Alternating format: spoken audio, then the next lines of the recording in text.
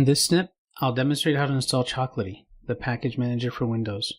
It's also commonly referred to Choco. This is a command line tool, however, there is a GUI available for Choco, but I'll leave that for another snip. Before we get started, please take a quick look at the list of requirements to make this a successful install. Now let's get started. First, let's open a PowerShell console as administrator. Next, let's validate the execution policy in Windows PowerShell.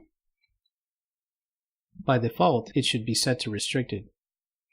The official Choco installation script will set the execution policy to bypass.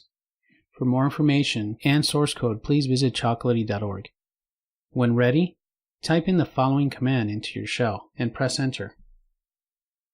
Now wait a few seconds for the command to complete. If you don't see any errors, your installation was successful and ready to go. Now let's validate. Type in Choco and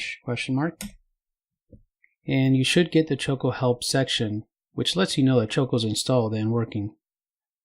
This was how to install Chocolatey, the package manager for Windows using PowerShell.